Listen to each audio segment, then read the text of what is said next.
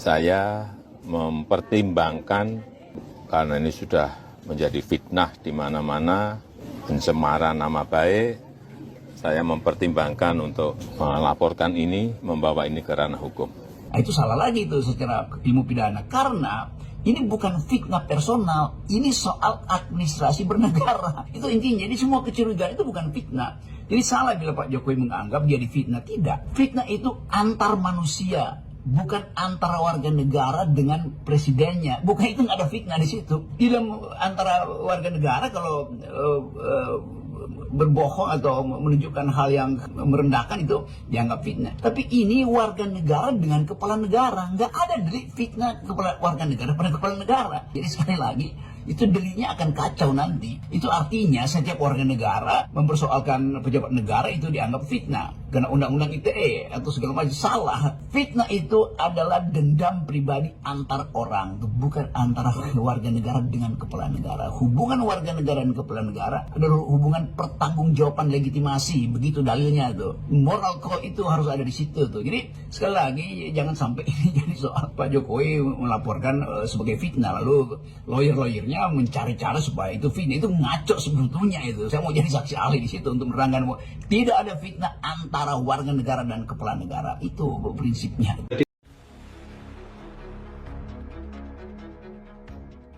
Kita diminta masuk, tapi sebelum masuk di depan pintu gerbang itu kita ngumpulin kamera sama HP dulu. Terus ajudannya Pak Jokowi keluar bawa map 2 ya. Terus di situ ada yang satu isinya ijazah Pak Jokowi dari SD sampai SMA. Kemudian ada satu lagi yang warna hitam sama ada foil logo GM tuh warna emas itu. Di situ isinya ijazah S1-nya Pak Jokowi dari Fakultas Kehutanan. Iya, kita tuh kemarin teman-teman waktu kita datang awal, kita tiba-tiba disuruh masuk sama Pas Pampres. Kita disuruh masuk tanpa tas, kemudian tanpa HP, jadi kita cuma masuk pakai ID card aja. Kemudian waktu sampai di dalam, ternyata Pak Jokowi minta ketemu sama kita, katanya mau menunjukkan ijazah aslinya gitu, khususnya ke wartawan gitu. Waktu kita masuk, Pak Jokowi bercerita bahwa Pak Jokowi mengatakan bahwa beliau itu memiliki niat untuk menunjukkan ke kita ijazah aslinya itu semalam sebelumnya. Jadi sebelum menunjukkan, beliau bilang ke kita, jangan difoto ya, seperti itu. Ya buat apa dua diperlihatkan, sekaligus saja kan difoto kan. Kalau dia betul-betul otentik, difoto dengan kamera jadul pun akan dianggap otentik karena dipersilakan oleh Pak Jokowi untuk didokumentasikan tuh. Jadi justru dengan tidak didokumentasikan, maka bertambah lagi kecurigaan publik. Kenapa Pak Jokowi hanya memperlihatkan ijazah itu? Bukankah ijazah itu bisa juga difoto untuk dianalisis secara lebih forensikal oleh Roy Suryo, oleh siapa segala macam itu yang ahli di situ kan. Jadi dengan cara itu kan selesai masalahnya. Tetapi Pak Jokowi bersikeras tidak mau melarang difoto, tetapi akan melaporkan pada akan ditempuh jalur hukum. Ya bagus juga. Jadi benda itu nanti akan dibawa ke jalur hukum. Tentu di pengadilan akan bekerja lagi prinsip di dalam hukum pidana, yaitu siapa yang membuat dalil dia harus membuktikan. Oke, tetapi kita tahu bahwa pembuktian itu sebetulnya itu pembuktian pidana di dalam soal tuduhan kriminal gitu kan. Tapi ini bukan tuduhan kriminal, ini tuduhan intelektual. Secara intelektual bahkan secara moral tidak perlu sebetulnya tiba di pengadilan. Kan tinggal Pak Jokowi datang mengatakan, ini loh ijazah saya, kalian memilih saya terpilih 2 kali sebagai presiden dan kalian ingin saya perlihatkan, dengan rendah hati saya beritahu ini ijazah saya. Selesai masalah. Kalau dibawa ke pengadilan, maka mereka yang menuduh mendalilkan itu harus membuktikan. Padahal ini bukan urusan, kan pengadilan itu urusan antar individu tuh, bahwa ada crime maka dilaporkan. Ini bukan soal crime, ini soal moral call untuk memperlihatkan kematangan seorang pemimpin. Sebagai seorang Nobel, seorang yang mulia itu, dia akan anggap bahwa buat apa ke pengadilan.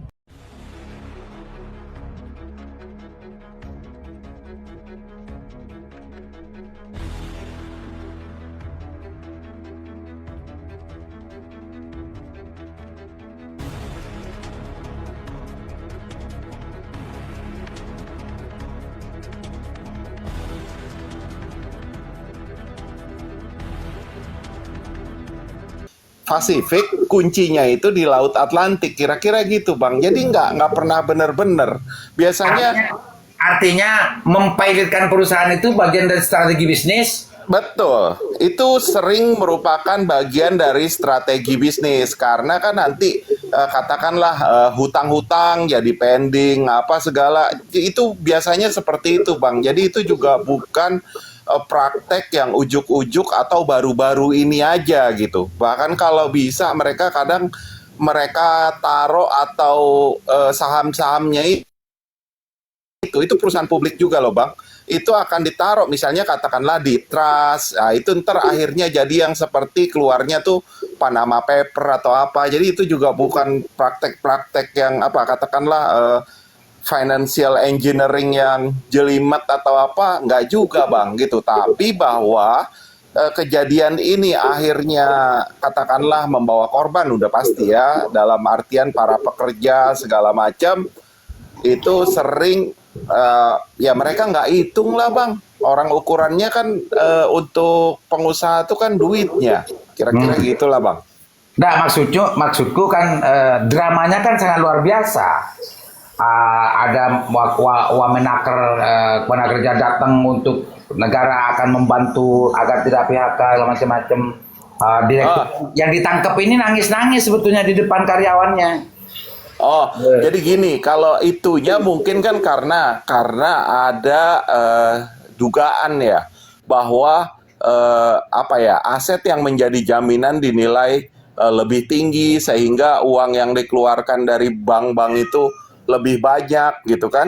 Nah, terus jadinya kayak semacam ada kerugian negara lah. Kalau misalnya mengenai bahwa karyawan itu akan dinaungi, dipayungi, itu hampir seperti ini Bang. Itu kayak apa? Kewajiban moral lah pemerintah. Kira-kira sih seperti itu. Aku ngelihatnya seperti konteksnya seperti itu aja. Oke, kalau ini by design, sementara yang disampaikan oleh Kejagung kemarin ada 4 bank dan 20 bank gitunya. Yang bank daerah itu ada 4 atau 3. Itu banyak sebetulnya yang apa namanya? Yang dipakai ya untuk pengucuran dana pinjaman yang justru dikorupsi, Bro. Ini artinya gini loh, apa namanya? Ada sebuah cara yang agak sedikit menggeramkan ya, yang dilakukan oleh Seritek untuk mengeruk keuangan negara, mengakses pinjaman dan lain sebagainya gitu. Kalau mengenai banyaknya ini ya, kalau mengenai banyaknya bank, itu kan biasa Bang ya. Kalau untuk proyek yang besar itu biasa kan bank-bank memang bergabung, itu namanya konsorsium ya. Biasa kalau misalnya di corporate banking itu bukan hal yang ini juga Bang, bukan hal yang sesuatu yang katakanlah sangat menakjubkan, enggak, itu biasa gitu. Kalau misalnya proyek besar, jadi mungkin aku nggak tahu, jadi nggak mungkin karena dianggap kan Seritek punya anchor yang cukup kuat waktu itu kan katakanlah ya di endorse Gibran lah ya kan, terus juga di endorse keluarga Jokowi lah, jadi kan kesannya cukup kuat gitu kan, bahwa kejadiannya seperti itu kan karena bank-bank itu mungkin asalnya bank itu juga kan harusnya ya itu nggak sembarangan, tapi kan yang jadi otak untuk memenuhi rumah Z. Terima kasih kok Mas Pita juga. Bagaimana kita memutar nih semua untuk melengkapkan finansial rumah tangga kita, sama juga dengan negara. Yang bertebaran di luar tuh ada rezeki hitam, ada rezeki putih. Tahu ya? Kalau kita cerita rumah tangga, yang bertebaran di luar rumah saya itu rezeki, itu ada hitam dan putih. Karena saya Islam, karena saya diajar oleh agama saya harus cari yang putih. Apa itu? rezeki yang halal. Marni Abi Yan Haris, terima kasih Sri Pawati. Saya harus cari rezeki yang putih. Yushar 0048, inspirasi juga terima kasih. Itu kalau rumah tangga saya harus menafkahi istri dan anak-anak saya, cari yang putih, yang halal, orang bilang begitu. Tapi kalau rumah negara, bernegara, beda. Beda. Nah, kenapa beda Guru Tedung? Kalau negara itu hitam putih ambil. Perjalanan, terima kasih. Samaludin juga terima kasih, Johan juga terima kasih. Kalau cerita bernegara, penghasilan hitam dan putih itu digaruk semua. Loh, kok itu Guru Tedung? Kok diambil semua? Itu kan ya nggak baik. Itu tadi saya bilang kalau rumah tangga satu kepala, artinya satu apa ya? Satu ideologi. Bilang begitulah bahasanya. Karena saya Islam, saya harus cari rezeki yang putih untuk anak istri saya. Pak Moti, terima kasih. Tio juga terima kasih. Kelmi juga. Tapi kalau bernegara, banyak paham, banyak warna. Kalau di rumah tangga satu warna saja. Saya, istri saya, anak-anak saya harus cari yang putih. Rezeki yang halal. Tapi kalau negara nggak bisa. Bisa. Ini banyak persepsi yang salah nih dalam sebuah negara, kita masyarakat khususnya salah.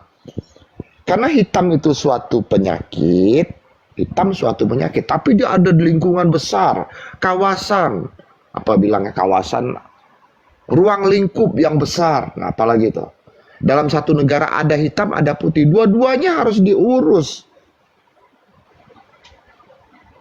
Dua-duanya juga punya rezeki untuk bangsa dan negara. Tapi ke rumah tangga cari yang putih tuh. Saran saya. Tuh. Paham ya? Nah sekarang tuh.